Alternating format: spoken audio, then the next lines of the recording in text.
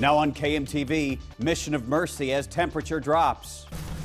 Some gloves here. Yeah, some socks. Trying to keep kids from hanging out at a place called Oz. It makes it a lot less attractive for hanging out and just loitering in the area. Health officials address Benson parental concerns about TB. Earlier today, he just texted me and said he was scared to be at school because he wasn't for sure, if the other kid is here or not. Tonight, the slide on a projector at a meeting in Benson had one big word on it: tuberculosis.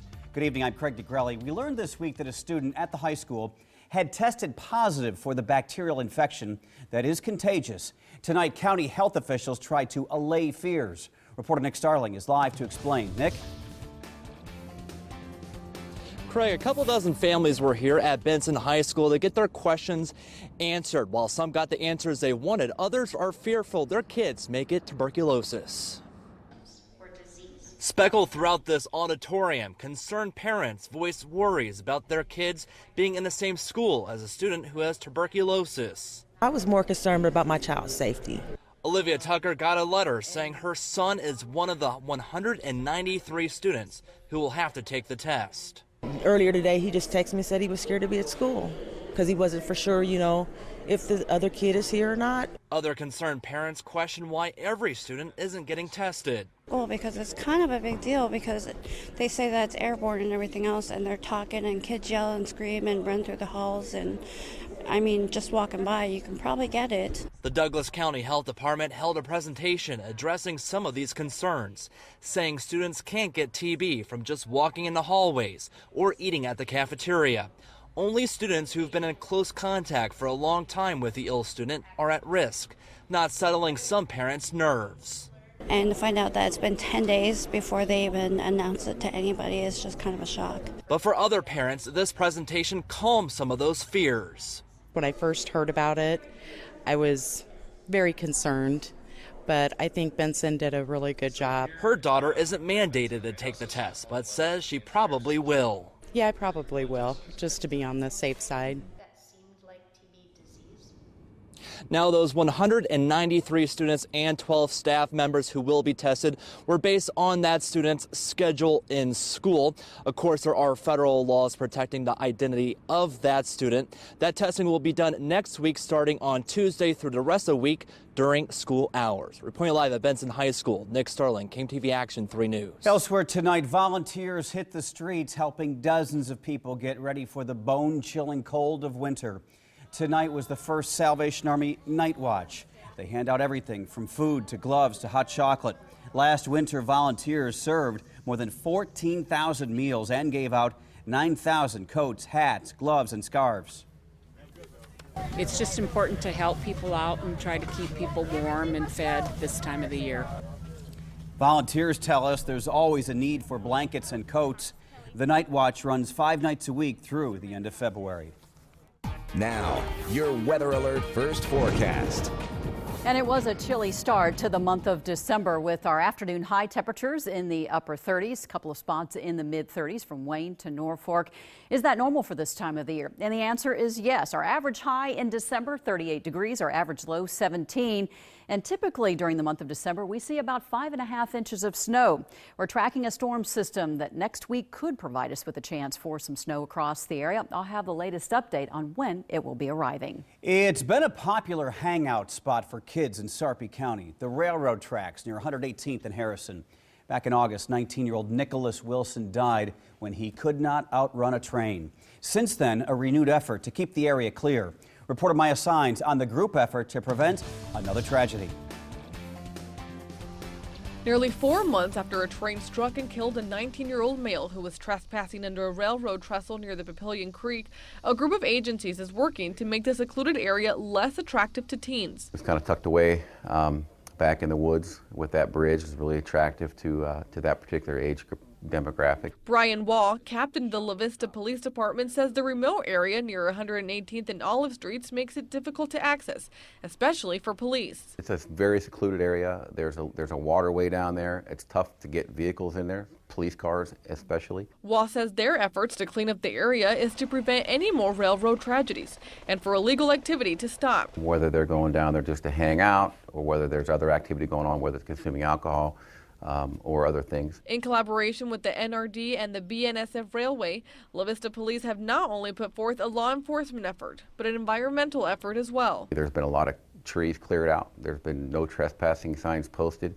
We've got agreements with the railroad as well as NRD, basically saying if we do find people trespassing in the area, that we've got the authority to write those no trespassing or those trespassing citations. Waugh says the addition of businesses nearby, including the Nebraska Multisport Complex being built next to the creek, brings in more recreational traffic, making it less appealing to youth. And obviously when you bring businesses in, you're going to bring lighting in. So when you light up an area, it makes it a lot less attractive for hanging out and just loitering in the area. Maya Signs, KMTV Action 3 News. A new walking and biking trail will also be added next to the creek linking Giles to 132nd and Q. Construction work is just about to get underway, turning a former strip mall into a major new project. In a newsletter, La Vista Mayor Doug Kindig says demolition of Brentwood Crossing will start in the next few weeks. That's the area along 84th between Giles and Harrison. A Walmart used to be there. The $175 million project, called City Center, will also include a park where the La Vista Falls golf course once operated. The legal case in a murder that stunned all of Omaha might finally wrap up tomorrow.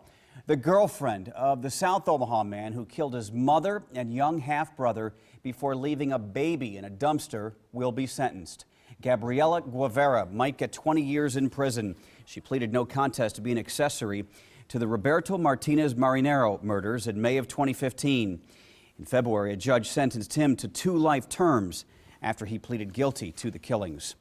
The world gets a new look inside the mind of a Nebraska child killer.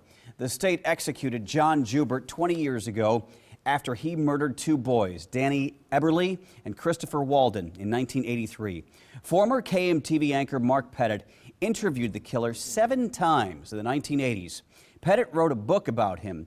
He's sued to get Jubert's prison drawings made public. The journalist says what they reveal is stunning. The scary part here was that he was fantasizing to perfect the act of murder if he ever had the chance to do it again. And the profiler says there is now no lingering doubt that John Jubert would have committed murder again if by some chance he had ever been released from prison. Pettit's book, A Need to Kill, The Death Row Drawings, is available on CreateSpace.com. An Omaha man is out on bail tonight accused of luring 2 boys to his apartment for sex acts. Our partners at the Omaha World Herald are reporting the 11-year-old and 17-year-old told police that Jason Nolan forced them to perform in exchange for money and alcohol last month. Court documents indicate Nolan first approached the boys at Jean Leahy Mall and convinced them to go to his apartment. Prosecutors have charged him with felony sexual assault of a child and procuring alcohol. $10,000, that's the bond a judge set for the La Vista woman accused of sending pornographic pictures to a 15-year-old boy who's a family friend. Sarpy County prosecutors have charged Michelle Monosmith with enticement by an electronic device. They accuse the 32-year-old single mother of sending nude pictures of herself to the teen. His parents say they discovered them on his cell phone. A relative insists Monosmith did nothing wrong. And in the courthouses, they make things bigger than what they really are. I know what was sent. I think, we sometimes blow things way out of proportion. The judge ordered Monosmith not to have any contact with minors other than her own children. Bellevue firefighters on their way to deal with one fire discovered a house fire just across the street. A homeowner called for help at 22nd and Myrtle after his air conditioning unit caught fire. Firefighters battled the larger fire across the street first. Nobody got hurt. Sadly, 2 dogs that were inside died. Neighbors and investigators believe a power surge might be to blame. What was weird to me is both houses. I've never seen that happen before. Well, we've had power surges in the past that have caused small fires, usually in trees, transformers. I can't recall any where involved 2 homes at the same time. That is odd. Tonight they are still totaling up the damage.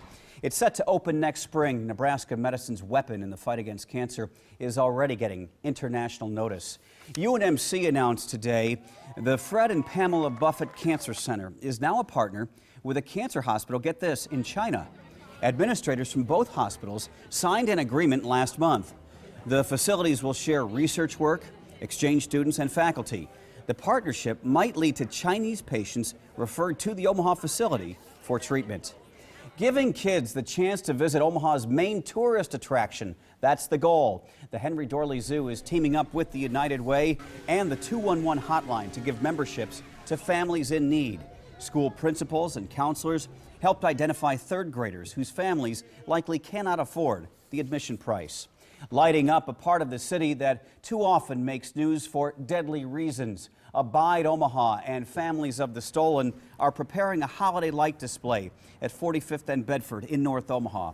Organizers say improving the area will cut down on violence and send a message to all parts of the city. A place where even people from outside the community come into the community.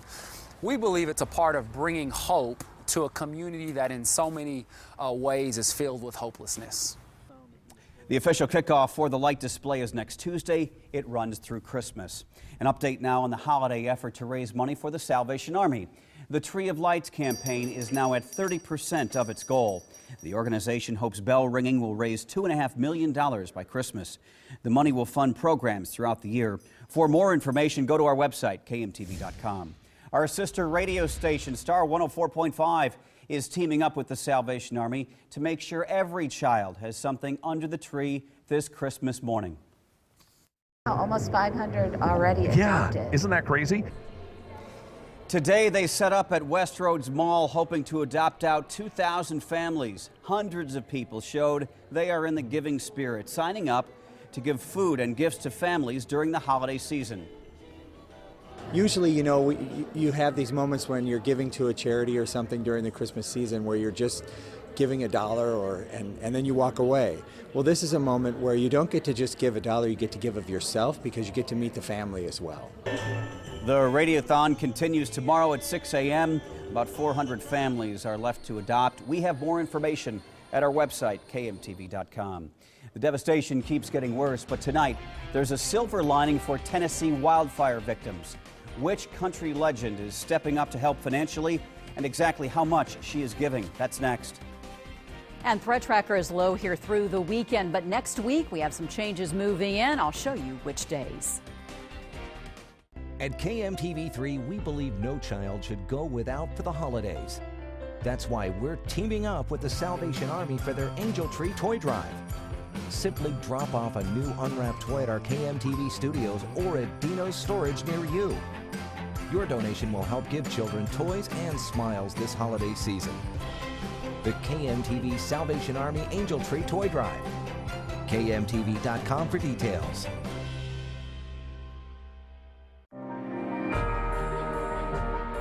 With class exclusive 4-corner air suspension for a smooth, controlled, level ride. And the class exclusive Rambox cargo management system. Only Ram, America's longest lasting pickups, have the power to light up every holiday. And now get great deals at the Ram Big Finish event. This Saturday only, earn a 12-cent Hy-Vee Fuel Saver discount for every $20 purchase during the Hy-Vee 12-hour sale.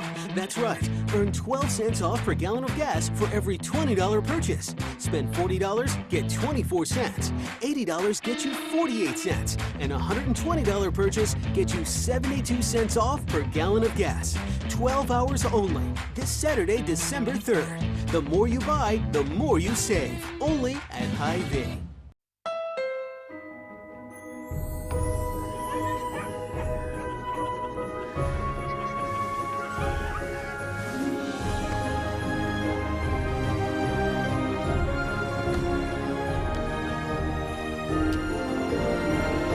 The most magical time of the year is also the perfect time to take home a new Honda, like the versatile CR-V, a KBB.com Best Buy for 2016. Hurry into the Happy Honda Day sales event, only at your Honda dealer. Action 3 News Mobile Storm Tracker, powered by Jensen Tire and Auto.